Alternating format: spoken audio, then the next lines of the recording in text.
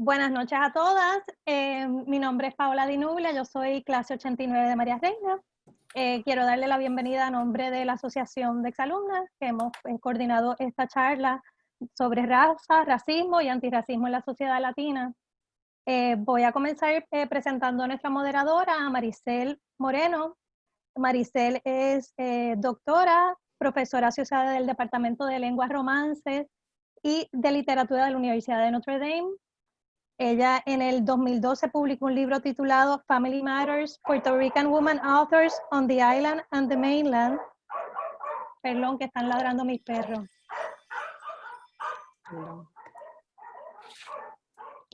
Okay. Actualmente está trabajando también en su segundo libro, Crossing Waters, Undocumented Migration in the Cultural Production of the Hispanic Caribbean and its Diaspora. Además, pues Maricel es exalumna de la clase del 91 de María Reina y pues nos ha permitido pues, ofrecer este espacio donde ella va a facilitar como moderadora. Y entonces ella va a presentar a los otros miembros del panel. Gracias, Paola, y la verdad que es un honor estar esta noche aquí con todas ustedes y las personas que se han registrado para el evento. Antes que nada, también quiero agradecer también a la principal de la Academia María Reina, Rita Hernández, por apoyar apoyar este evento, obviamente la Asociación de Exalumnas a ti también, como presidenta, Paola, te quiero dar las gracias. También a Ginette Palés, mi compañera de la clase del 91, quien básicamente armó el panel. Marisol Godínez, quien diseñó el website tan precioso que tenemos y tan útil con recursos. Y bueno, por último, no menos importante, nuestras panelistas invitadas de hoy, la doctora Zaire Dinsey Flores y la profesora Yolanda Arroyo Pizarro. Las voy a presentar brevemente, pero solamente quería decir unas palabritas antes de presentarlas a ellas y ellas también van a decir unas palabras para abrir la discusión. De mi parte, a mí me agrada mucho tener esta oportunidad de tener esta conversación ahora mismo, porque como sabemos el tema de la raza y el racismo es algo que estamos viviendo no solamente a nivel nacional, a nivel internacional, los eventos que han sucedido, las muertes, la violencia que hay en contra de personas negras a nivel mundial ha llegado a unos niveles inaguantables, ¿no? Y es un momento en que hay tantas comunidades, tantas sociedades repensando, reflexionando sobre cómo funciona el racismo dentro de ellas mismas, de estas sociedades. Y nos toca a nosotros como puertorriqueños también hacernos esas preguntas, ¿no? Así que yo diría, no, para mí lo más importante yo creo que es reconocer que existe, número uno, ¿no? También tener en mente que esto es algo estructural y que nosotros somos condicionados y socializados para no tener una cierta visión de ciertos grupos y es esto algo que hay que luchar en contra de ellos, ¿no? Y nuestras panelistas van a hablar en más detalle, ¿no? Sobre este tema. Pero yo creo que reconociéndolo, reconocer es lo más importante, no tomarlo como algo personal, de que yo no soy así, yo no nací de esta forma, no me criaron de esta forma. En Puerto Rico todos somos iguales, no hay diferentes colores ni razas, somos unos. Hay demasiados mitos, ¿no? Que tenemos que enfrentar para mover. La idea es movernos hacia adelante, porque si uno no reflexiona, no se mueve hacia adelante. Así que lo dejo allí, pero voy a pasar entonces a la presentación de nuestras dos panelistas, comenzando con la profesora Yolanda Arroyo Pizarro. ¿Okay? Yolanda es escritora y gestora cultural puertorriqueña. Ha sido publicada en España, Ecuador, Ghana, el Reino Unido, México, Argentina y en muchos otros países. Fue seleccionada por la prestigiosa plataforma de contenidos virtuales TED Talk, donde presentó su ponencia "Y tu abuela aquí está, la magia de narrar la ancestría". Fue premiada por el Instituto de Cultura Puertorriqueña, primer lugar del cuento, en el 2015 por su libro Menorragia, Histerias de Octubre, y como mención de honor en el 2012 a su libro Antes y Después de Suspirar. Sus textos han sido asignados y estudiados en instituciones nacionales e internacionales. Ha sido traducida al inglés, el italiano, el francés y el húngaro. Su producción incluye un libro de poemas bilingües titulado Saeta, del 2011, que explora el tema de la resistencia e historicidad en el marco de la mujer afrodescendiente, rebelde y cimarrona. Además, Yolanda Pizarro publicó en el 2004 el libro de cuentos Origami de Letras y la novela Los Documentados, que retrata las condiciones migratorias dentro del Caribe. Esta novela ganó el premio Pen Club del 2006. En el 2007 publicó su libro de cuentos Ojos de Luna, seleccionado por el periódico El Nuevo Día como libro del año del 2007, y ganó el Premio Nacional del Instituto de Literatura del 2008. Otras obras incluyen Caparazones, Violeta y Las Negras, entre otros. Es editora, jefe y fundadora de Revista Boreales. Ofrece talleres de creación literaria en San Juan, en Puerto Rico. Y es escritora residente de EDP University y dirige el proyecto antirracista de la universidad titulado Cátedra de Mujeres Negras Ancestrales. Ha publicado con el editorial EDP los libros Pelo Bueno, aquí está, Pelo Bueno, y Mejorar la Raza. Ha diseñado las campañas hashtag Salas de Lectura Antirracista y hashtag Ennegrece tu Prontuario. Y no podemos esperar a escuchar sobre ti. Voy ahora a introducir, a presentar, perdón, a Zaire, y luego pasamos a que nos den su breve ponencia. La profesora Zaire Dinsey Flores es profesora asociada del Departamento de Estudios Latinos y Caribeños y del Departamento de Sociología en Rutgers University. Su investigación, la cual utiliza un lente interdisciplinario, se enfoca en entender cómo el espacio urbano media la vida comunitaria, al igual que la raza, la clase y la desigualdad social.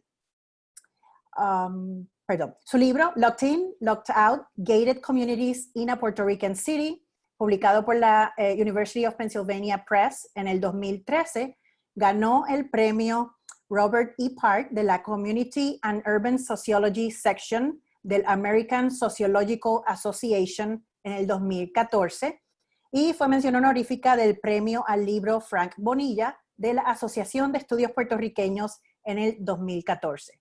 El libro examina cómo desigualdades de raza y clase son recreadas, contenidas y negociadas a través de políticas urbanas, la construcción del entorno físico y las comunidades cerradas privadas y públicas. La profesora Dinsey Flores está trabajando en dos proyectos. El primero es una examinación sobre cómo la raza es articulada en las prácticas de bienes raíces residenciales en vecindarios en transición demográfica en Brooklyn. Y el segundo examina la circulación transatlántica de ideales sobre planificación y diseño de vivienda a mediados del siglo XX. Es un honor otra vez estar aquí con ustedes. Si quieren pasar a presentar, ¿no? Compartir unas palabras con nosotros, seguimos en orden alfabético, primero Yolanda y luego Zaire. El turno es de ustedes. Buenas noches. Gracias por la invitación, gracias por tenerme aquí en este distinguido panel. Para mí es un sueño hecho realidad saber que hay tantas lideresas dentro del grupo de participantes y del grupo de panelistas que me acompañan. Así que esto implica yo estar en un lugar utópico de idealización, pero también de construcción de contenido intelectual para el resto del mundo y que va a venir, ¿verdad?, de este grupo de mujeres. Eso me energiza. Otra cosa que me energiza, Paola, cuando se presentó, mencionó que ella era graduada del 89. Yo soy graduada del 89 del Colegio Santa Rosa de Bayamón. Mi primer año de high school, el 9º, lo pasé en el Colegio Nuestra Señora de Belén, al que fui con una beca, pero por razones de la distancia, luego elegimos trasladarme al Colegio Santa Rosa de Bayamón. Antes que eso estuve en el Colegio San Vicente Ferrer, desde el kinder hasta el 8º grado, así que soy una niña criada en colegio. Y digo esto, ¿verdad? Pues para que me sientan aún todavía más cerquita de ustedes.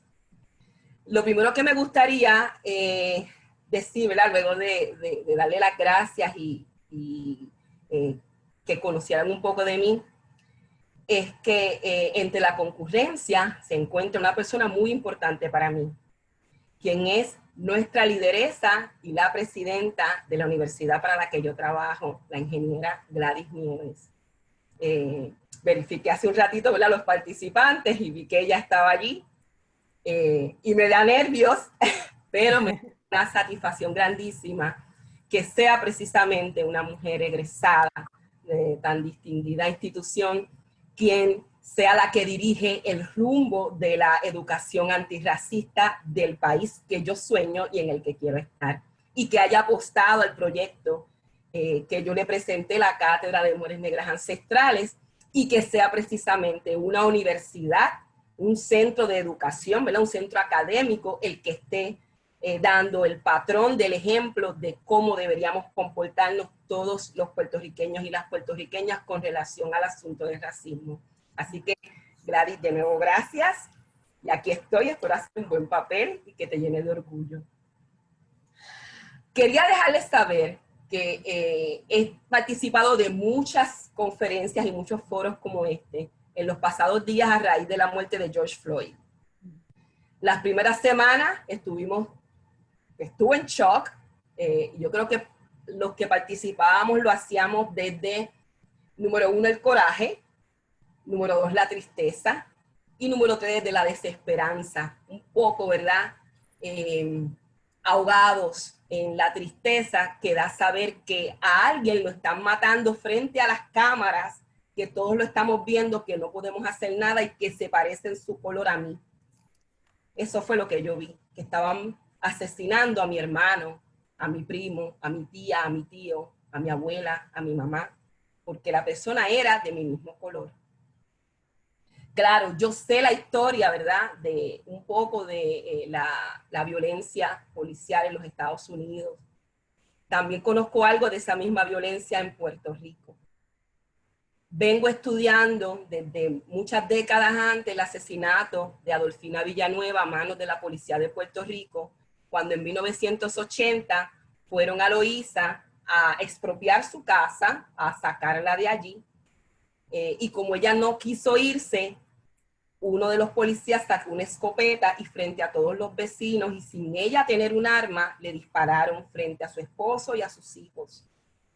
Algunos de las balas de esa escopeta les dio a su esposo y le causó una herida, pero él no falleció, ella sí falleció.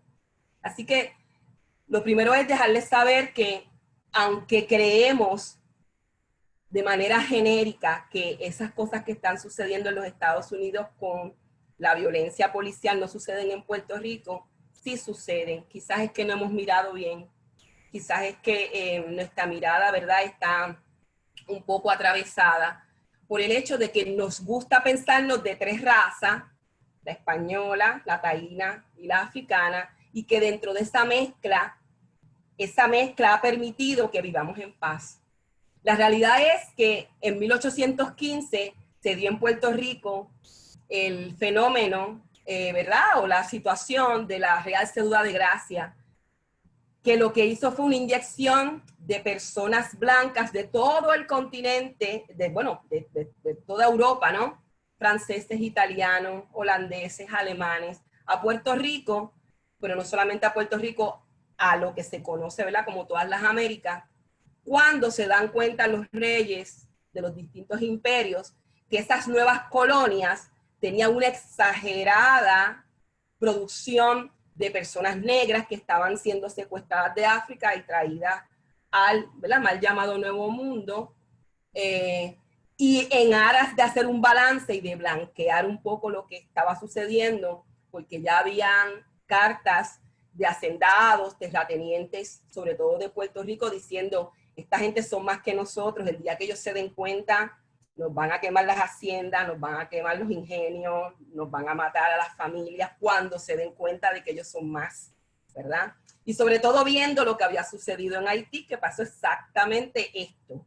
Haití fue un caso que ellos, la negritud, el grupo de la negritud se dio cuenta de que ellos eran más y no iban a soportar más los abusos, y empieza entonces la revolución que luego da la abolición de la esclavitud y la liberación del imperio, ¿no? Y se libera entonces Haití.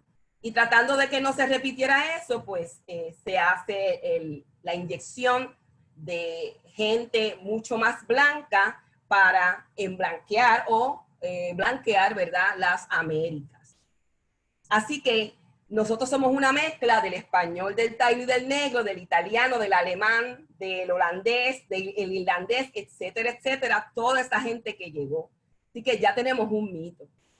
El otro mito es el deshacernos de la mentalidad de que yo no soy racista, porque la realidad es que todos lo somos, porque todos hemos sido criados en el mismo sistema racializado de Puerto Rico. El sistema racializado de Puerto Rico, la estrategia que se ha utilizado ha sido una estrategia de racismo disimulado. Y yo les voy a proponer dos herramientas que podemos usar ahora rápidamente para darnos cuenta si ese racismo ha sido disimulado o no. La primera herramienta es, yo quisiera que ustedes pensaran en este momento en la canción que canta Marc Anthony, que a ustedes les encanta ir a los conciertos, Preciosa. Y que piensen en Preciosa te llaman las olas del mar que te bañan, ¿verdad? Y que piensen que en los versos de Preciosa, que lo cantamos a Galillo, ¿verdad? Esta viva voz, aunque desentonemos. Yo no sé cantar, así que yo desentono, pero igual la canto. Preciosa tiene unas instancias donde habla del indio bravío taíno, ¿verdad? Y se lo tienes también. Y que habla también de los bardos que cantan tu historia, haciendo alusión a la cultura española de esa herencia y a la cultura taína de esa herencia. Pero busquen la canción Preciosa. ¿Cuál verso trata de la herencia de la negritud?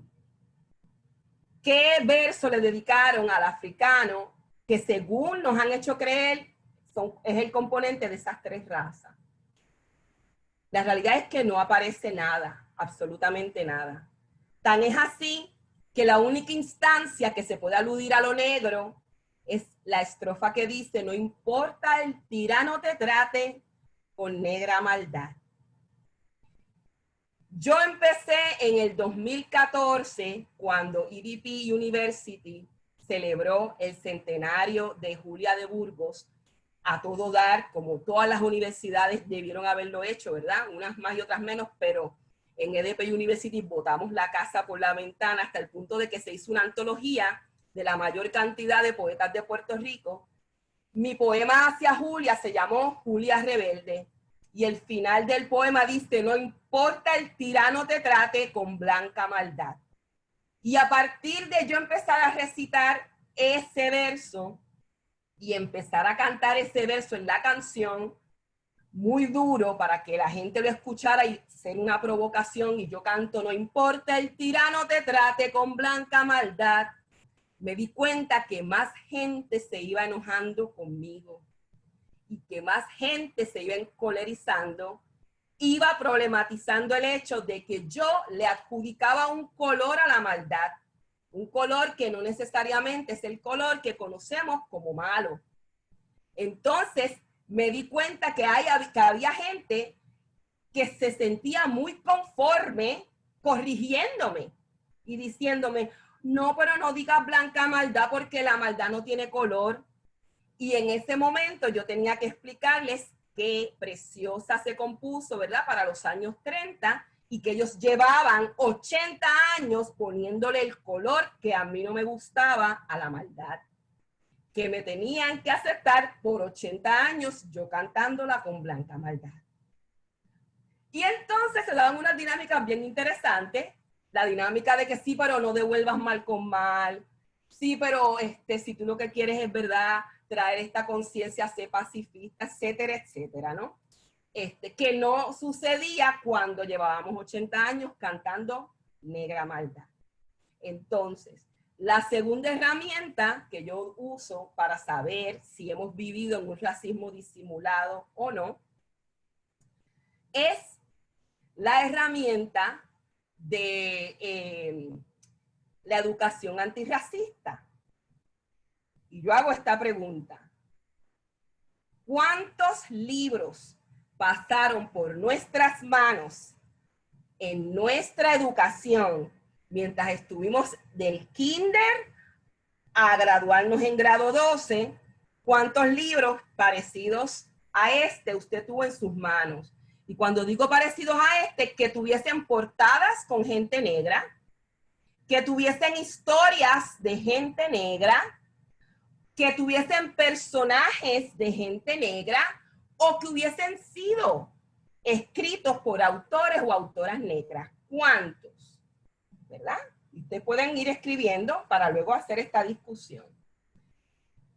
La experiencia me dice que cuando yo hago esta pregunta, y yo lo hago en todos los foros, y yo he estado en más de 20 foros y en más de 20 actividades como esta, desde la muerte de George Floyd hasta el presente, ¿no? Nunca me pasan de 3.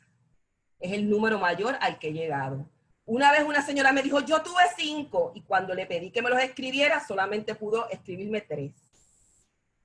Así que, como mínimo, si yo hubiera tenido la vocalidad, ¿verdad?, el conocimiento que tengo hoy día, yo hubiera exigido que al menos 1 por año, y eso hubiera dado 12 libros. Pero la realidad es que mi primer libro mío, que tuve en mis manos, fue el Tuntún de Pasa y Grifería, de Luis Pález Mato, en mi primer año de universidad, en la Universidad de Puerto Rico, recinto de Río Piedras. Y la única clase, un curso titulado Curso de Literatura y Cultura de la Afrodescendencia, la vine a tomar en mi segundo año del doctorado en el Centro de Estudios Avanzados de Puerto Rico y el Caribe. Así que, si usted contestó menos de 12 libros en esos 13 años de escuela, y si usted, ¿verdad?, hace un análisis, se va a dar cuenta que el racismo sí ha sido disimulado.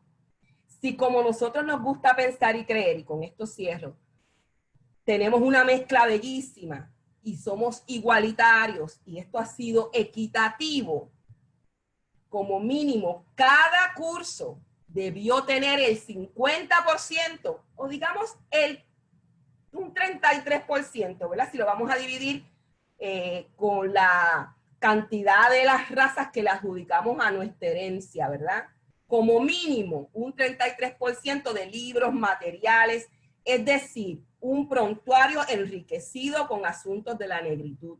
Por eso existe la campaña Ennegrece tu prontuario, que invitamos a todos los profesores de Puerto Rico a que miren su prontuario, a que miren sus sílabos, a que miren sus listas de materiales. Y si usted en su curso, ¿verdad?, de la escuela, asignaba 4 novelas al año, por lo menos 2 de esas novelas deberían tener las características de estos contenidos que yo les acabo de mencionar, ¿verdad? También en esa campaña de Ennegrece tu prontuario estamos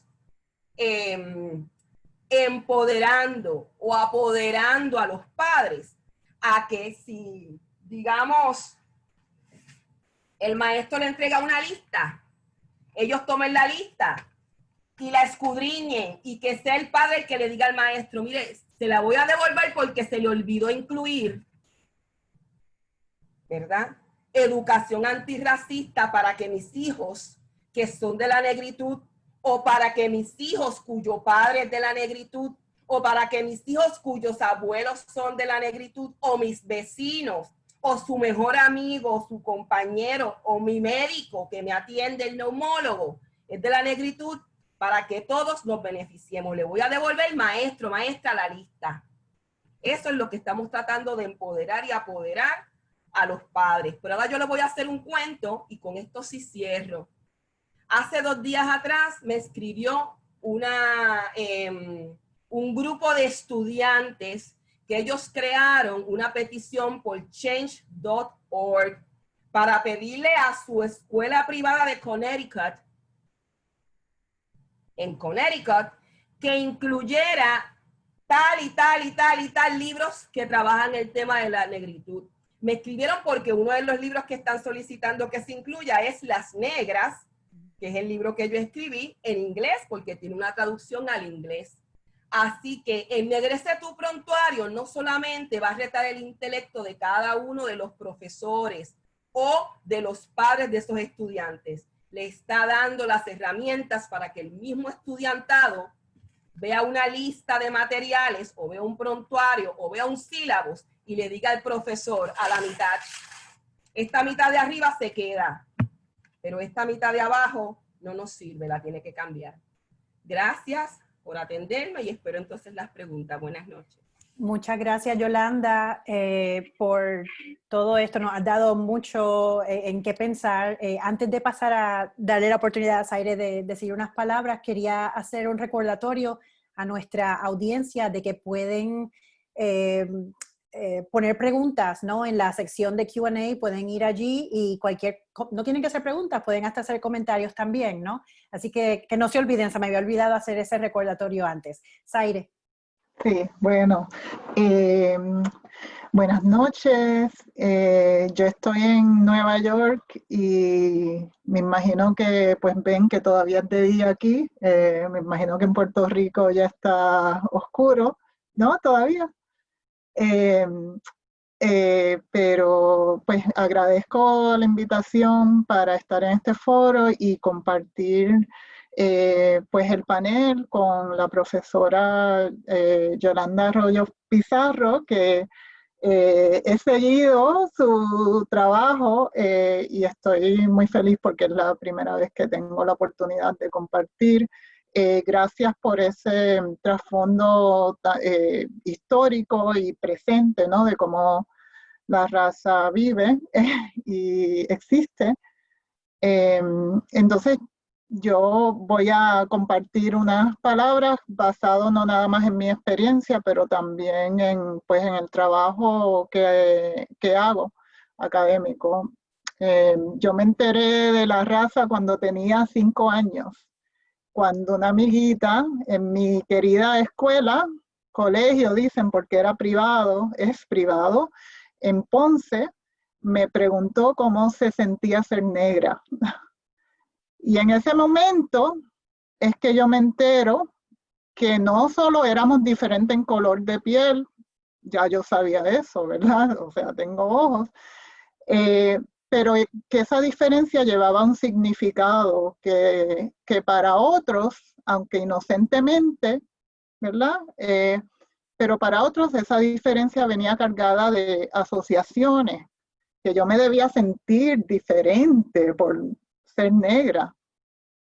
Y en sí, las investigaciones nos dicen que ya desde los 3 meses los bebés distinguen color y prefieren a aquellos de su propio color. Y que ya a los 5 o 6 años las diferencias tienen significado, que tienen valor, esto es mejor, esto es peor, y que los niños ordenan el mundo a través del color, y muchos estudios han señalado eso. Por eso esos libros y ese libro de Yolanda es muy importante, ¿no? Y comparto esto porque yo puedo identificar ese momento en que me enteré que la raza existe. Y como esa anécdota de los 5 años, tengo pues anécdotas para regalar, donde me han recordado, me han hecho ver que la raza existe y que importa. Y digo existe, pero quiero decir que existe socialmente, biológicamente no existe, pero existe socialmente. Es lo que llaman la construcción social, ¿verdad? De la raza. Y esas experiencias, aunque no han tronchado mi vida, por ejemplo, todos mis estudios los cursé en universidades muy prestigiosas, disfruto de un trabajo estable, pues una vida privilegiada, ¿verdad? pero han marcado mi travesía de vida, desde Puerto Rico a los Estados Unidos. He vivido como una mujer negra. No me acabo de enterar de eso, lo sé desde los 5 años. Y es precisamente la necesidad de entender ese concepto de raza y esa experiencia lo que me llevó a estudiar raza y racismo desde la universidad, pero en realidad lo llevo estudiando toda la vida, ¿no? Para entender esa experiencia. Y como una mujer negra, esa experiencia racial ha sido marcada, ¿no? Reconocida. Terminé una tesis de bachillerato en identidad negra en Puerto Rico y como parte de completar esa tesis me enfrenté a mucha resistencia, una resistencia que siempre he vivido en Puerto Rico. Cuando me he quejado, he alzado la voz, siempre en nombre de mi negritud, de la negritud de mi familia, de la negritud de mi comunidad. Y es una resistencia que es común en Latinoamérica y entre latinos donde quiera que me los he encontrado de todas partes de Latinoamérica y el Caribe. Y es el argumento que eso de raza no existe en Puerto Rico y por ende racismo de verdad no existe aquí porque somos una mezcla de razas. Podemos hablar de esos mitos, ¿verdad? Que se divulgan sobre por qué eso no aplica en Puerto Rico. Pero es una cosa que se lleva trabajando bastante tiempo. En el 1972, Samuel Betances habló de the prejudice of having no prejudice en Puerto Rico, el prejuicio de no tener prejuicio. Y esas experiencias de resistencia es lo que me lleva después a tratar de entender el racismo, cómo se codifica, cómo existe en diferentes como trajes, se pone diferentes trajes donde es difícil, pues entonces decir, eso es racismo, ¿verdad? Y entonces así es que empiezo a estudiarlo como espacios urbanos y a través de la vivienda, y puedo hablar más sobre el tema, pero entender que el racismo y la raza existe socialmente es reconocer que existe no solo en sus manifestaciones obvias de discriminación activa, abierta, pero también institucionalmente, es decir, sistemáticamente, ¿verdad? Y eso se pone un poquito difícil explicarlo y entenderlo, pero yo creo que pues los eventos pues recién le han dado voz a que esto es un sistema, esto es institucional. No es algo de cual nos estamos enterando ahora. De hecho, como socióloga hemos estudiado eso siempre de esa manera. Pero muchas veces se entiende que si no se ve la discriminación, si no es algo que te dicen, tú eres negra y por eso no, entonces se percibe como algo que no existe. Y me gusta mucho una cita del libro de Isabel Ocenon Cruz, que es del 1973, y digo estas fechas para entender que esto es algo que pues se lleva trabajando mucho tiempo. El libro titulado Narciso descubre su trasero, de Isabel Ocenon Cruz, y él dice, bueno, y cito, un discrimen que no aflora a la conciencia debe hallarse demasiado arraigado en nuestro ser. Es tan nuestro que ni siquiera advertimos su presencia.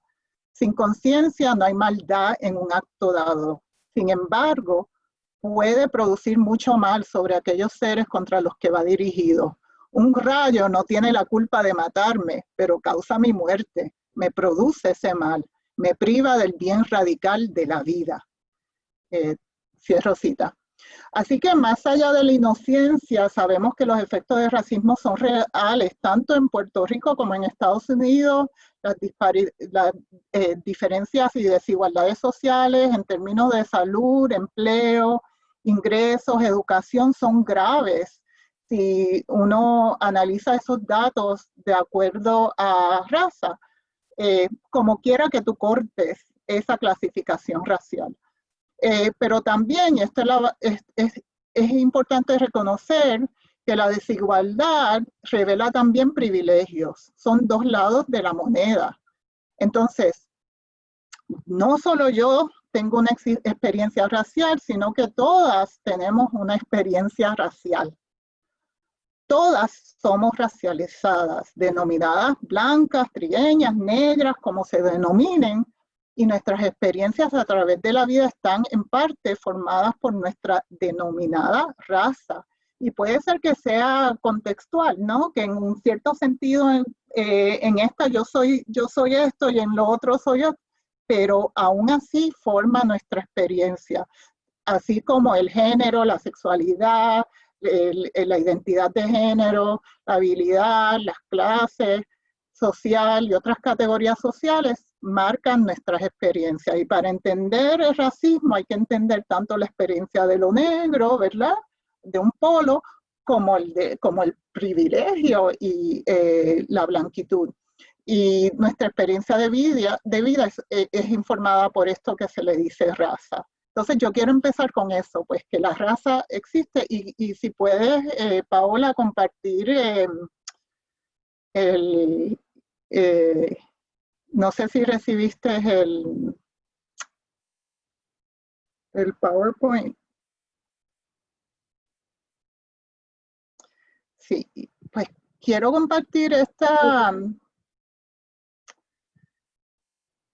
imagen que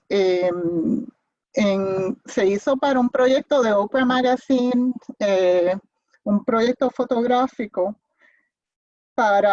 pues se llamaba el proyecto Let's Talk About Race. Pues vamos a hablar de raza. Y claro, es basada en Estados Unidos, pero me impactó mucho esta foto porque pues revela que lo que a veces no encontramos difícil de escribir, ¿no? Y yo me crié en un Puerto Rico donde era exactamente el inverso de esta foto, ¿no? Entonces yo podía identificar mi negritud porque existía dentro de una exclusión. Pero al ¿verdad?, cambiar, invertir la imagen, entonces yo creo que es fácil ver el otro lado de la moneda, ¿no? La blanquitud, y como lo blanco también es parte de esta experiencia racial. Entonces lo dejo ahí y feliz de pues entrar en una conversación sobre esos temas. Muchas gracias, Zaire. Creo que, o sea, ambas nos han dado mucho para pensar, ¿no? Algo que me interesa a mí, y no es algo que creciendo en Puerto Rico lo aprendí, sino que me tomó mucho más tiempo. Es algo tan simple como la idea de que en realidad la raza es una construcción social, ¿no? Sí, las personas tenemos diferentes colores, pero biológicamente no hay distinción científica entre las razas, ¿no? Y la idea es que las personas han sido racializadas a lo largo de la historia con un propósito, ¿no? Tiene todo que ver con poder, con colonialismo, ¿no? Con poder extraer riquezas de ciertos lugares, ¿no? Explotando a seres humanos, ¿no? Y me refiero con esto a la esclavitud, ¿no? Así que es interesante, yo creo, no sé, pensar en esto como una construcción social, pero el que sea construcción social no quiere decir que no tiene implicaciones verdaderas, ¿no? Y concretas en las vidas de las personas. Algo que también pensé, el asunto del colorismo y cómo trabaja el colorismo, cómo lo ven funcionando en la sociedad puertorriqueña, ¿no? No sé si quieren comentar algo sobre esto. Pues yo iba a traer el tema, pero gracias, Maricel, por mencionarlo, porque el colorismo es la respuesta lógica luego de hacernos la pregunta, ¿por qué hay racismo si no existen las razas? Si ya los científicos del mundo han estipulado por toda la cantidad de estudios y experimentos que ellos han podido hacer y se han dado cuenta de que las razas no existen. Biológicamente no hay diferencia entre una persona asiática y una persona indígena de México, o una persona negra de África con una blanca de Portugal. Si ya eso está probado y requete probado, porque existe racismo. Pues el racismo existe, la respuesta es por el colorismo, que es lo que acaba de mencionar Maricel. Existe porque alguien decidió un día que lo blanco debería ser lo dominante y que en vías a eso se iban a crear toda una serie de economías, sociedades, culturas, tradiciones, ¿verdad? Y eso es lo que ha pasado desde que el mundo es mundo hasta ahora. Claro, han habido unos momentos en la historia donde esta blanquitud o donde y uso la palabra blanquitud porque es lo que es el término que se utiliza, ¿verdad? La terminología correcta que se utiliza cuando se describe la supremacía blanca en español, en inglés es white supremacy, en español le llamamos, ¿verdad? No le decimos supremacía blanca. Lo que he visto es que se sintió mucho más cómodo hablando de blanquitud. Lo que hemos visto es que han habido momentos en que esta blanquitud se ha desproporcionado y ha parido monstruos como Hitler.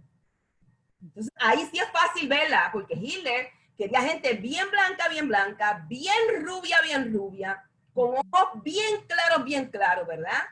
Y a él no le importó hacer un montón de experimentos. La historia está ahí, ¿verdad? Si buscamos información sobre el doctor Mengele y sobre los experimentos que hacía para con ácido tratar de cambiarle el color de ojos a la gente que tenía los ojos oscuros, dejándolos obviamente ciegos a muchos de ellos. Radiaciones para esclarecer la piel. Y una serie de cosas, ¿verdad? De experimentos terribles, abominaciones, que ya toda esa gente que se exageró con el asunto de la blanquitud fue pasada por juicio. Ahí están los juicios de Nuremberg y están los exilios que se dieron de los alemanes que trataron de escapar cuando se quiso hacer reparaciones sobre el holocausto nazi. Conocemos esa historia. Sin embargo, la historia del holocausto africano todavía está como que, ¿verdad? En esa nube de divagación de que no sabemos, ¿sería un holocausto? No, bueno, saque cuenta cuántas personas murieron en el holocausto nazi y cuántas, ¿verdad? Cuerpas de personas se trajeron secuestradas y murieron de África. Entonces, saque cuenta y va a haber la desproporción, ¿no? Así que, ¿sería correcto llamarle eso un holocausto? Bueno, tendríamos que continuar problematizándolo. Así que el colorismo es la respuesta. ¿Por qué si no existen razas, sí hay racismo? Porque el ser humano decidió hace mucho tiempo que lo bueno, que lo inmaculado, que lo celestial, que lo divino incluso, tendría que ser aclarado o blanco. Y así como usé el ejemplo del nazismo, ¿verdad? Que es una polarización, voy a utilizar también un poco, ¿verdad? El ejemplo de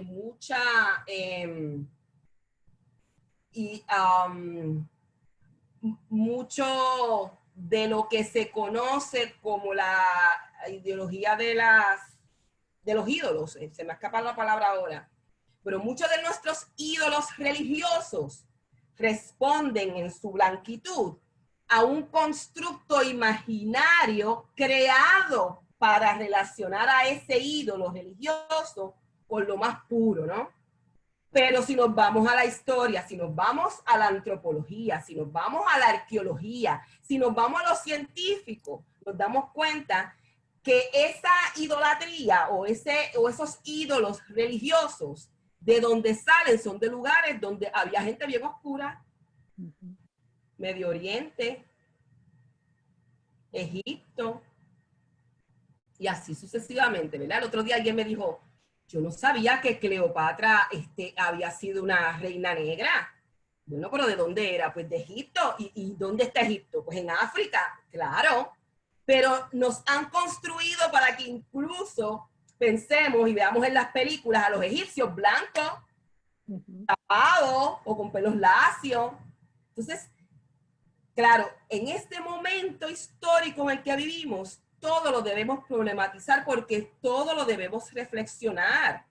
Por eso es que estamos aquí discutiendo esto, porque ustedes y yo hemos ido a las universidades, ustedes y yo hemos pasado por un proceso de educación que sí ha invisibilizado unas cosas, pero que ha apostado a nuestro pensamiento crítico, que es el que estamos usando ya aquí exprimiendo, para que nosotros por nuestra cuenta nos demos cuenta. Entonces, el colorismo es la respuesta. Está, ¿verdad?, en esa gama. Lo más claro es lo más que se privilegia. Lo más oscuro y lo más negro, mientras más negra sea una persona, incluso más negra que yo, como era mi abuelo era del color de mi pelo. Pues mira, la pasó mucho más difícil que yo. Y si ahora mismo hay alguien de mi edad o un niño que sea más oscuro que yo, tan oscuro que le decimos, ¿verdad? A veces le decimos, esa persona es un negro violeta, así yo he escuchado que le dicen a algunas personas. Esa persona la va a haber pasado peor que yo incluso. Alguien más aclarado, más clarito que yo, tuvo más privilegios que yo. Aunque se considere, ¿verdad? Aunque haya tenido los abuelos negros, aunque sea un afrodescendiente, aunque sea eso, si su color de piel es más claro que el mío, entonces significa que tuvo más privilegios o que tiene más privilegios en esta sociedad que yo incluida. ¿Zaire? Y yo quiero enfocar la parte de la pregunta sobre la construcción social y las implicaciones de, pues, rápido empezar a alabar eso, ¿verdad? No, la raza no existe, es una construcción social y es una cosa que veo mucho entre estudiantes cuando enfrentan esto, pues la raza, pues la solución es, pues ya no existe y ya, estamos todos bien, yo no veo raza, que es una cosa de colorblind, racism, ¿verdad? Se convierte en una cuestión de, pues yo no la veo y yo no la ejerzo, entonces pues esa es la solución.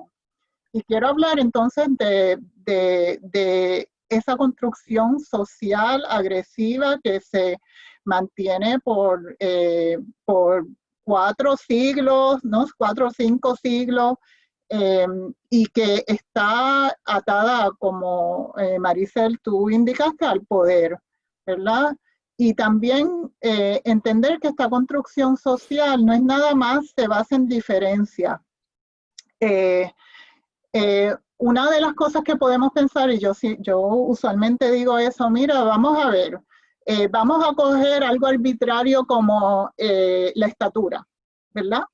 Y vamos a la estatura, que sí hay preferencias, pues por lo alto, lo mediano o lo más pequeño, pero vamos a coger una condición social, una característica física y construirla, ¿verdad? De una manera en que va a determinar las relaciones sociales, ¿verdad?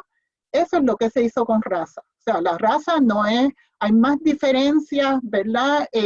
Entre nosotros como especies que within, o sea, entre nosotros contra otra especie que dentro de nuestra especie. Somos 99% y 99.9% iguales, ¿no? Nuestra genética es igual. Se dan las diferencias de color, pues, por geografía, por donde estábamos relativo al clima. Es una cuestión climática, pues, pero entonces, de la manera en que se coge eso, que también podemos hablar de las estaturas, y se dice, bueno, vamos a hacer raza. El que mide más de 6 pies, ese es el alto. Y el que mide menos de 4 pies, ese es el bajito. Menos de 6 pies, ese es el bajito. Y el bajito lo vamos a coger y lo vamos a decir, esta persona no es nada más, es peor, pero va a servir, se va a convertir en nuestro, lo vamos a esclavizar y le vamos a no pagar por su labor. y lo vamos a determinar como la persona que es menos que, o sea, es inhumano. Entonces, algo semejante, ¿verdad? Fue lo que pasó con la raza. Se escoge el color de piel, las características físicas. Vale mencionar que se recomienda, ¿no? De las Casas, Fray Bartolomé de las Casas, dice, vamos a sustituir la labor indígena, ¿verdad? Que se está desapareciendo basado en un genocidio y violencia, ¿verdad? Vamos a reemplazarlo con los negros. ¿Por qué? Porque los negros en África, allá, son inhumanos. Los que quedan de los indígenas podemos, pues, apuntarlo o ponerlos, cristianizarlo y ponerlos bajo el rey de España. Pero los negros no se pueden, son inhumanos. Entonces, se traen personas de África, se transportan, se capturan, porque es importante decir que es un proceso de violencia, se traen y entonces se hacen unas estructuras, ¿verdad? Unos bloques, se va formando la casa racial. Ellos son peores, ellos no son humanos, ellos pueden trabajar, ¿verdad? Para respaldar un proyecto colonizador y un proyecto económico, ¿verdad? Entonces, pensemos, es tan mentira como la estatura o tan mentira como otra característica social que se coja, pero se hace ¿verdad? Una construcción total, una infraestructura total por 4 siglos. O sea, tenemos que hablar de que son 400, 500 años, ¿verdad? Que se va poco a poco, aún después que termina, ¿verdad? Termina, entre comillas, la esclavitud, se sigue propagando esta idea de qué es mejor y qué es peor, qué es bello y qué es menos, qué es aceptable y qué no es aceptable. Entonces, la solución a esa construcción social no es yo no lo veo, ¿verdad? Porque no verlo no lo resuelve, no echa atrás esos 500 años, ¿verdad? No damos reversa porque ya yo no lo vi, sino que toma un esfuerzo, ¿verdad? Intencional con romper esas edificaciones que se han hecho por 500 años. Entonces, lo de la construcción social es importante entender que no es solo reconocer que es mentira. Es mentira. Era mentira, pero por 500 años se hizo verdad. Exacto, exacto. Gracias, gracias. Y hay que pensar, ¿no? Claro que todos estos estereotipos que se utilizan en ese momento, ¿no? Que comienza la trata de las personas esclavizadas, no desaparecen con la abolición de la esclavitud, sino que se mantienen y siguen recirculando y nosotros todavía seguimos recirculando todos estos estereotipos a nivel social, ¿no? Anyway, tenemos varias preguntas muy, muy buenas de la audiencia, así que estoy aquí medio combinando algunas de las que veo en referencia a Puerto Rico. Una persona que está preguntando qué tipo de políticas se deben cambiar, ¿no? En Puerto Rico para promover una sociedad antirracista, ¿no? ¿Cuáles son las políticas?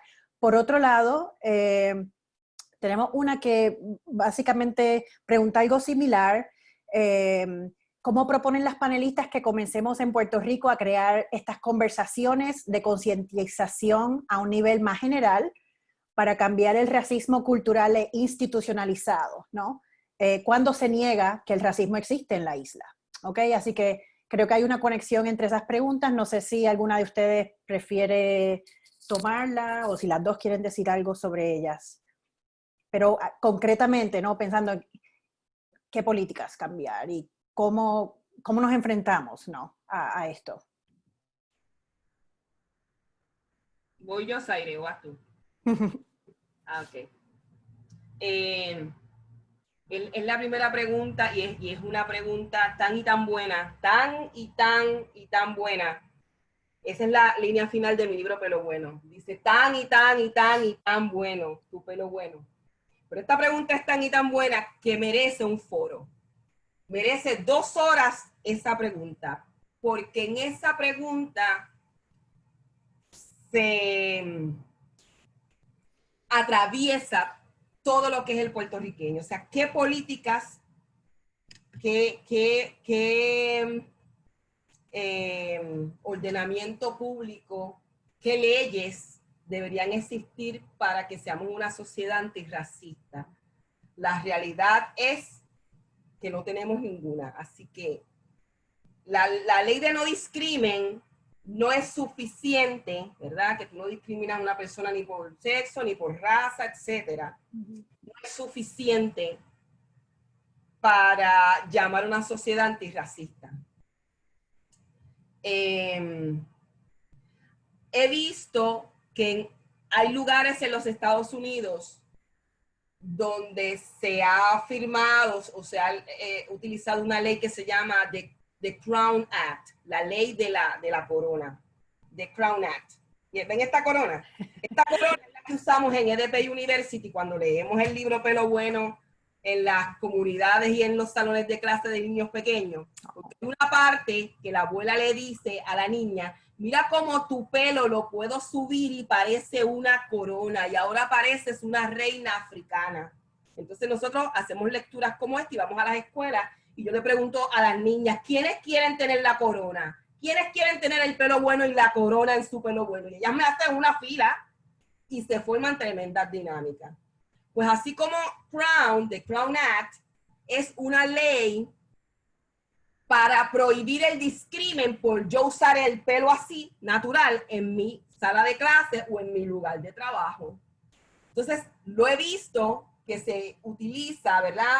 Como política pública para lugares de empleo, pero también para la academia, para colegios, escuelas de kinder a grado 12. Así que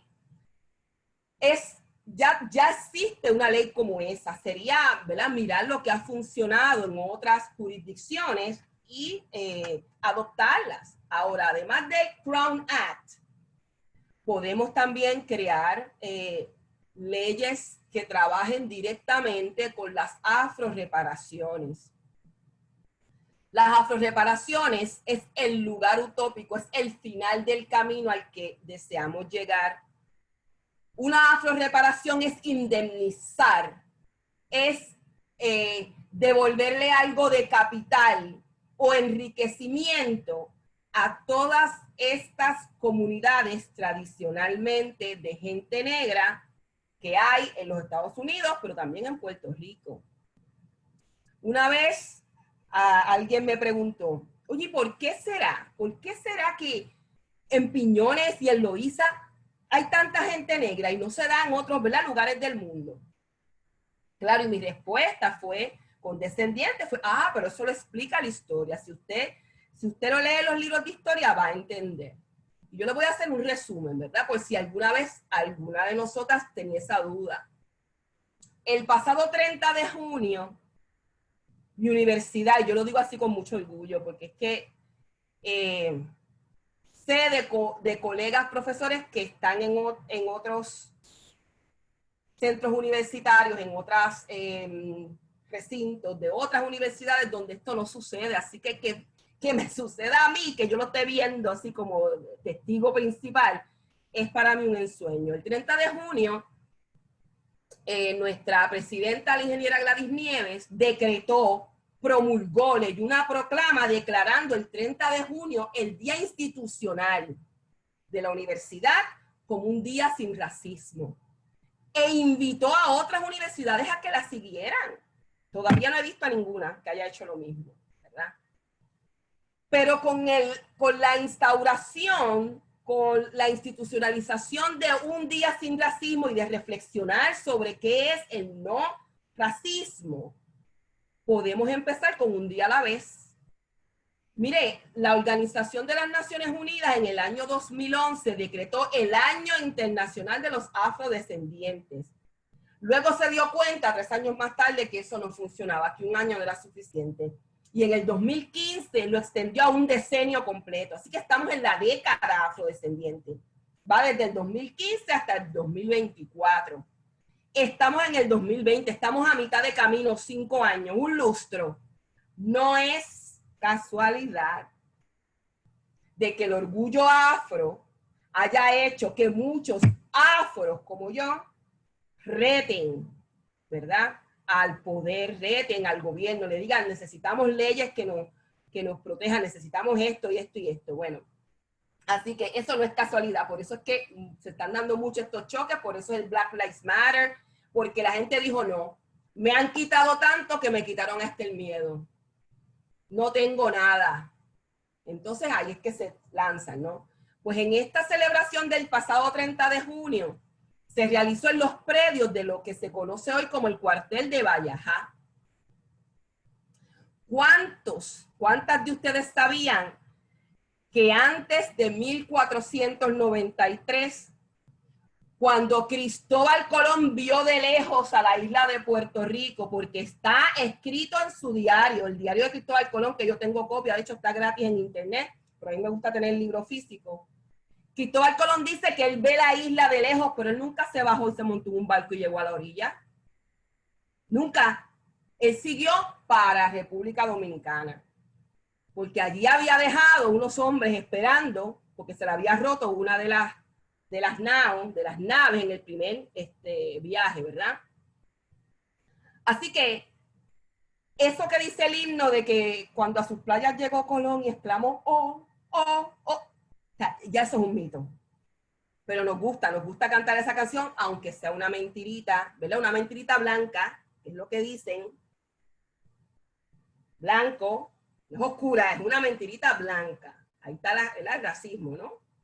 Bueno, pues ese día en Vallajá nosotros estábamos sobre terreno sagrado, porque antes de que Colón llegara a las Américas antes, los que vivían, los aborígenes le llamaban el Aviala a todo el conjunto. Así como aquí se llamaba Boriquén, las Américas tenían nombre porque tenía gente, por eso es que no fue descubierta, fue invadida.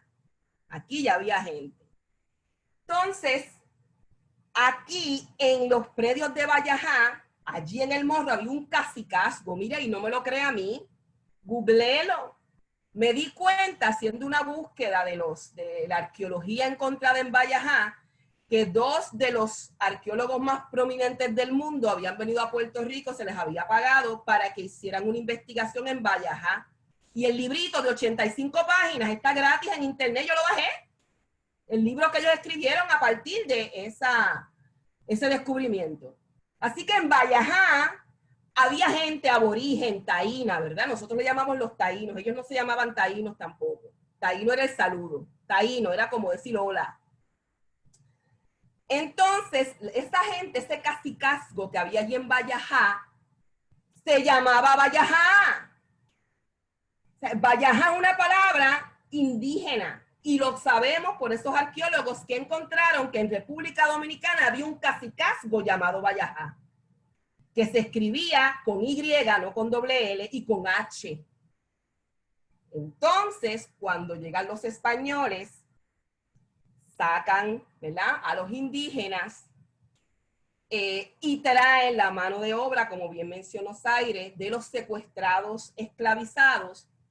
Así que crean las casas en Vallajá allí y obviamente a sus esclavizados también. Y a medida que los esclavizados fueron comprando ellos mismos su libertad o se fueron liberando, o los españoles hacendados se fueron muriendo y ellos quedaban libres, ellos se fueron como que a una parte de Viejo San Juan a empezar a vivir allí.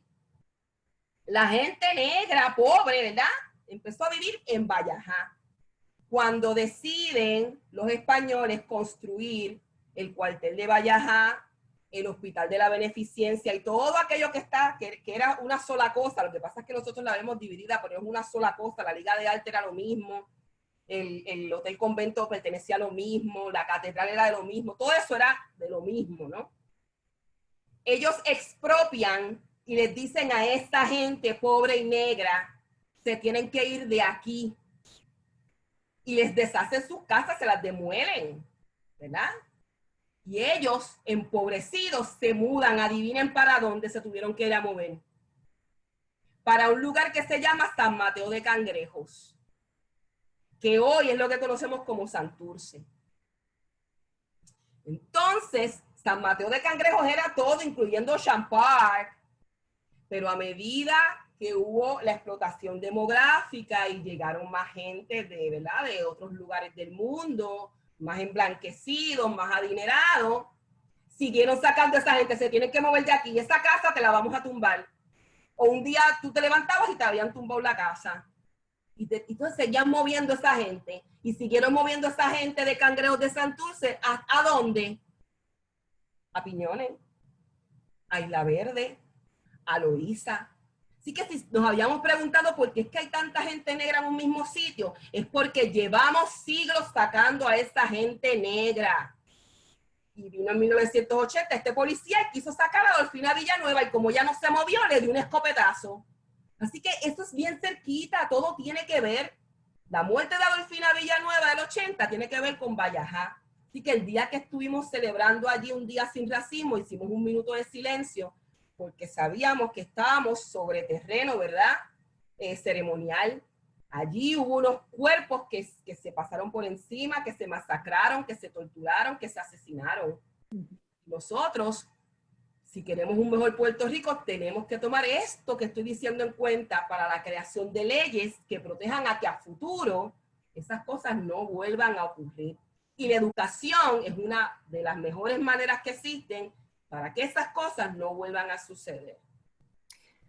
Gracias, Yolanda. Aprovechando esta misma línea de pensamiento sobre cómo se han ido forzando estas diferentes comunidades negras en Puerto Rico, ¿no? Siendo sacadas de sus lugares. Me gustaría que Zaire tomara este punto porque esto también es tu área de, ¿no? Tú eres experta en esto, así que ¿cómo llevamos esto al día de hoy, ¿no? En términos de cómo se configuran los espacios y el racismo? Está conectada a una de las preguntas de la audiencia que veo. Alguien quería que tú elaboraras un poco más sobre tu investigación. Me está dando estrés porque veo demasiadas preguntas muy buenas y no sé cómo vamos a poder llegar a todas ellas, pero por ahora una hay que hacer otro foro. Ok, sí, necesitamos muchos más. Pues yo voy a tratar de hacerlo breve, conectando quizás las dos partes. Bueno, como dije, yo estudio los espacios porque entiendo que mucho del racismo, ¿verdad? Del sistemático, se manifiesta geográficamente. Y en Puerto Rico esto es muy visible y esto viene desde, como Yolanda explicó, ¿verdad? De un sistema de plantación, ¿verdad? Donde se delimitaba dónde era que podía vivir ciertas poblaciones. Entonces hay muchas políticas históricamente que reforzaban dónde podían estar las personas negras, no nada más en términos de dónde podían vivir, ¿verdad? Y aquí está la cuestión de ser de propiedad privada y el valor que se obtiene a través de la propiedad privada. Entonces, desde el momento de una plantación donde una persona es el dueño y los otros lo trabajan, ¿verdad?, de gratis, entonces se establece una relación a la tierra, ¿verdad?, económica, donde entonces se refuerza esta cuestión racial. Entonces, pues yo lo atiendo en siglo XX, XXI, ya cuando entonces es un proceso de aislar o definir espacios donde personas usualmente determinadas, denominadas como de bajo ingreso, pero sabiendo la historia sabemos que eso incluye a la mayoría de personas negras, ¿no? Por la misma historia, ¿no? Y porque eran esclavizados y eran desplazados en espacios como lo son el residencial público. Y entonces, de la misma manera, aquellos que son terratenientes, ¿verdad? En la versión moderna son aquellos que pues han tenido esa herencia, ¿verdad? Que pueden aplicarla a sus urbanizaciones, ¿verdad? A sus espacios. Entonces, quiero conectar esto con la cuestión de política pública, porque en parte la política pública refleja estos esfuerzos de establecer comunidades separadas, ¿verdad? Como atender a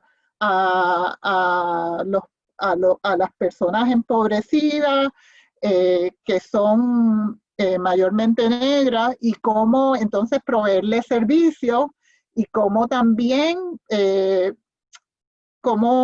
proteger esos privilegios de aquellos que no son negros, ¿verdad? Que son de clase alta social. Entonces, lo de la mano dura que yo estudio, y que es una política pública de vivienda, que se transmite a través de vivienda, aunque es supuestamente para mantener a las personas seguras, para atacar la criminalidad, ¿verdad? Entonces, vemos como muchas de estas políticas, y si vamos por área, tienen una dimensión racial, ¿no? Que está escondida, pero es partícipe de muchas de las políticas. Entonces, podemos verlo. Yo pienso que la política se tiene que pensar en términos de áreas, ¿verdad? La educación, ¿qué es necesario para tener una educación antirracista, ¿verdad? Dentro de ese ámbito de la educación. En Brasil, por ejemplo, hicieron unas políticas de acción afirmativa. La representación es es indicativa de nuestro sistema racial, ¿verdad? Si tú vas a las universidades, si tú vas a ciertos sectores educativos y no ves personas negras, ¿verdad?, que tienen acceso, eso no es por accidente, eso es un sistema que ha establecido eso. Entonces, en Brasil decidieron, pues mira, vamos a hacer esto y tenemos que hacer una acción afirmativa, que es lo que se ha hecho en Estados Unidos, mal hecho, podemos decir, pero por lo menos es como el reconocimiento de que hay una desigualdad que hay que atender. Bueno, como habló Yolanda, es un sistema de afroreparaciones también que se pueden dar. Me gusta ese término, gracias por compartirlo, en términos de cómo compensar, ¿verdad?, un trabajo, pero también una discriminación histórica que se ha dado con la gente negra. Hoy mismo salió que en Carolina del Norte, no sé si es el gobernador o uno de los alcaldes de una ciudad, decidió que iba a hacer un presupuesto que reconociera la falta de atención y la discriminación y la opresión que han tenido las comunidades negras. Entonces va a canalizar el presupuesto a atender las desigualdades. Entonces, en términos de gobiernos, podemos pensar cómo se usa el presupuesto, en qué comunidades se invierte, ¿no? Esa es otra manera, y ya vemos la geografía, cómo se destaca. La otra cosa que yo creo que es muy importante en pensar en política es la cuestión de datos, y como investigadora, pues esto es sumamente importante. Una de las maneras más efectivas que se ha utilizado para no atender el racismo y no hacer política antirracista es que no sabemos nada. Exacto. O sea, hay desigualdad, pero no sé, no tenemos datos, no sabemos. Entonces, en Puerto Rico usualmente no se mide raza. Lo que hacemos es que decimos todos somos puertorriqueños. Pues este mito de mestizaje, ¿verdad?, que es muy lindo, muy bello, todos somos puertorriqueños, y no hay diferencia, nos queremos todos, pues resulta en que no recolectamos datos en base a raza. Es necesario recolectarlos para entender cuáles son las desigualdades. Yo creo que sin entenderlas por sus áreas, ¿verdad?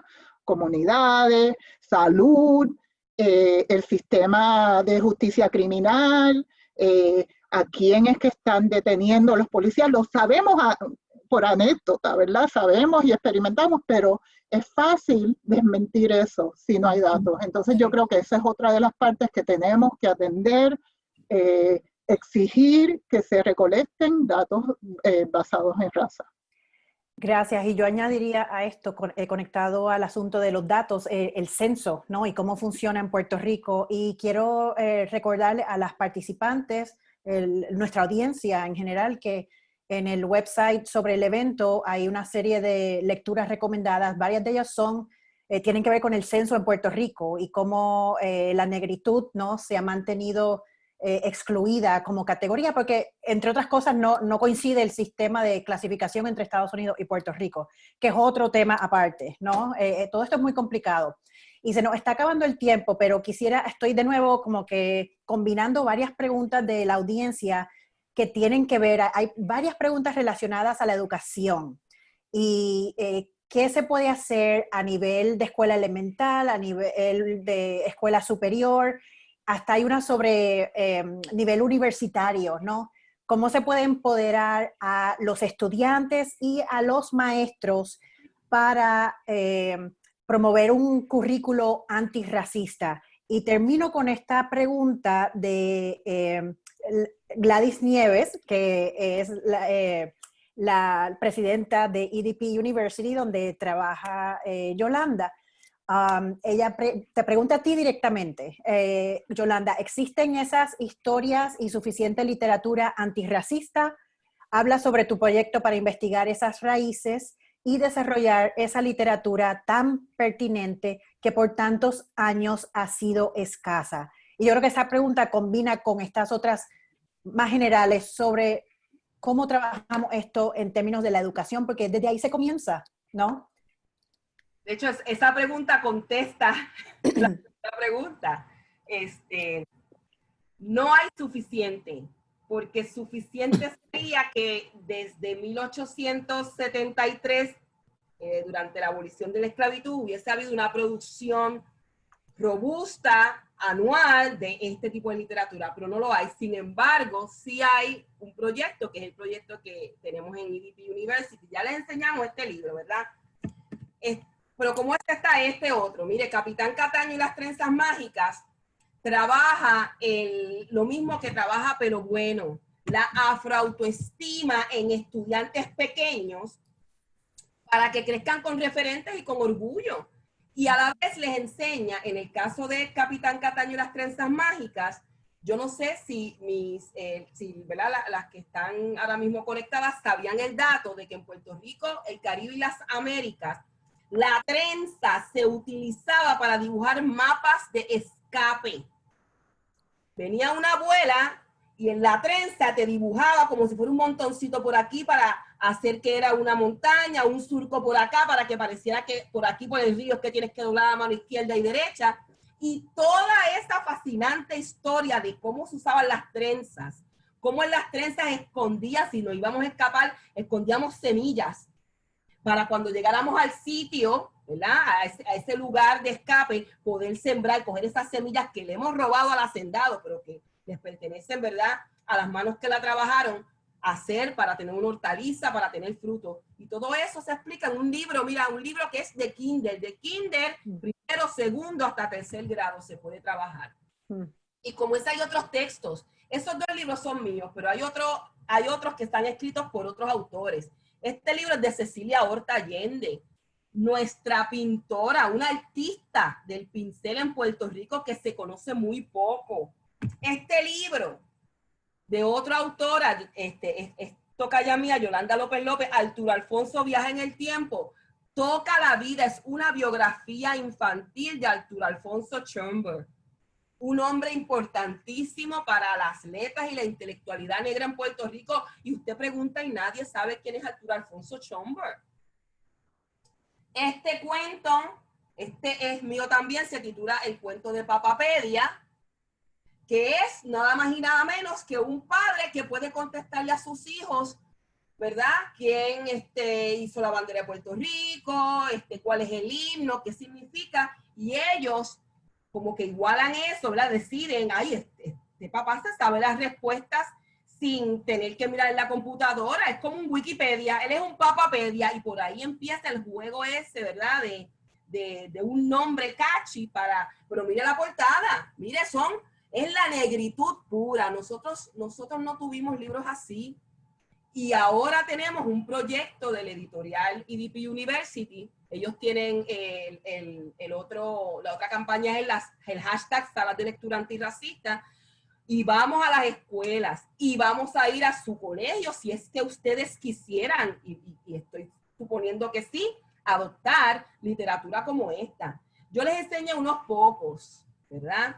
Hay sobre 52 títulos que hemos publicado desde el 2015. ¿Por qué desde el 2015? Porque en el 2015 es que se promulgó la década de los afrodescendientes. Y Puerto Rico hizo dos cosas para celebrar la década afrodescendiente. La Universidad de Puerto Rico creó un congreso que dura 3 días, que se llama el Congreso de Afrodescendencia, y ahí invita a personalidades intelectuales del mundo entero a que vayan durante esos 3 días, ¿verdad?, a dar sus ponencias y a que haya intercambio intelectual. En el caso de la universidad para la que yo trabajo, EDP University, le apostamos a crear publicaciones antirracistas, publicaciones de hombres y de mujeres de la negritud de Puerto Rico que se conoce tan y tan poco. Tenemos textos sobre Celestina Cordero, la hermana del gran Rafael Cordero, que le llamamos a él el padre de la educación. Sin embargo, fue su hermana Celestina Cordero la que le dio clases a él.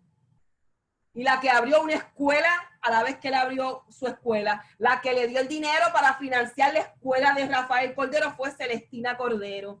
Y en la escuela de Rafael Cordero, ¿verdad?, hay una serie de hombres ilustres de Puerto Rico que se conocen, que estuvieron allí. Sin embargo, de la escuela de Celestina Cordero no conocemos que él abrió para niñas en una época donde eso era imposible. Y es aquí todas mujeres.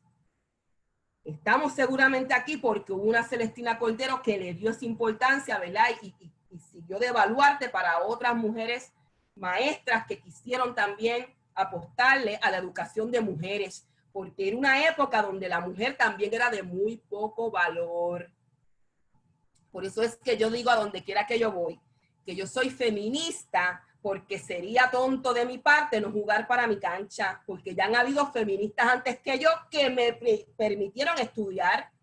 Entonces, no ser una feminista es como decirle, lo que tú sacrificaste, problema tuyo, yo no lo quiero, pero como yo sí lo quise, porque estoy aquí ahora con ustedes en este distinguido panel y rodeada de tantas participantes que han estudiado gracias a feministas, así que por eso es que soy afrofeminista, soy afronegritud, pero también soy feminista.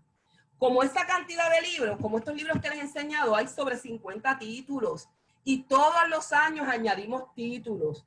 Nosotros hacemos algo bien distintivo, y es que nosotros vamos a los archivos. Vamos al archivo de la memoria, ¿verdad? Lo que le llaman en cualquier parte del mundo el archivo de la memoria, al Archivo Nacional de Viejo San Juan.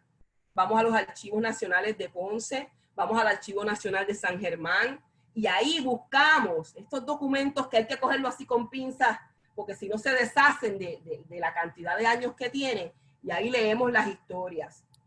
Claro, hemos enfocado las historias de la esclavitud porque eso es lo que hay, pero no son únicamente de la esclavitud. Porque, por ejemplo, Arturo Alfonso Schönberg no fue esclavizado, pero tuvo ancestros esclavizados. Si usted más o menos tiene, mira, yo tengo 49 años, por lógica y por número, la tatarabuela suya y el tatarabuelo suyo vivieron durante la época de la abolición. Y si vivieron durante esa época, pasaron dos cosas. O eran amos o eran esclavos. Si fueron esclavos o esclavizados, hay un trabajo que hacer de conciencia. Si fueron amos de esos esclavizados, hay un trabajo que hacer de reparar. Mi pedido para usted es que piense en las generaciones futuras. De corazón se lo digo, piensen en sus sobrinos, piensen en sus hijos, piensen en sus nietos, piensen en sus tataranietos y déjenle un mejor mundo, porque la esclavitud fue una lacra. La esclavitud no es la historia de mi gente. La esclavitud interrumpió la historia de mi gente. Así que repare con nosotros. Gracias, Zaire. Sí, yo no tengo... Porque ya se nos está acabando el tiempo. Sí, no tengo mucho más que añadir. Yo diría pues un proceso de revisión de historia, una mente crítica, cuestionar de la forma en que se nos ha presentado la historia, pero también cómo se nos presenta el presente, ¿no? Indagar por qué los patrones, por qué existen patrones, por qué nos vemos todas iguales o todas diferentes. Yo creo que es importante reconocer que la neutralidad no hace nada, ¿no? Que el racismo es importante irle de frente, atacarlo, porque si no, lo que podemos hacer es mantenerlo, ¿no? Mantener el sistema. Bueno, otra vez muchísimas gracias a las dos, Yolanda, Zaire. Esto ha sido una increíble conversación. Se nos quedan muchas preguntas sin contestar, pero eso es bueno. Yo diría que eso es bueno, porque hay interés en el tema y es importante seguir con el impulso que ya tenemos y, si Dios quiere, tal vez organizar eventos futuros para continuar la conversación, porque esto no es algo que se despacha, ¿no? con un evento solamente, ¿verdad? Así que gracias de nuevo a todos. No sé si, Paola, tenías alguna palabra o... Es que están ladrando mis perros, pero sí, le quiero agradecer a las tres por dedicarnos este tiempo. Ha sido una información bien valiosa para todas nosotras. Estamos muy agradecidas por su tiempo, así que nada, gracias. Esperemos que esto pues sea el primer paso para abrir estos temas de discusión que son tan importantes hoy en día. Así que gracias a todas las que pudieron conectarse. Nada. Sí, gracias a la audiencia por estar allí y por las preguntas que compartieron. Sí, gracias. Gracias y buenas noches. Buenas noches. Adiós.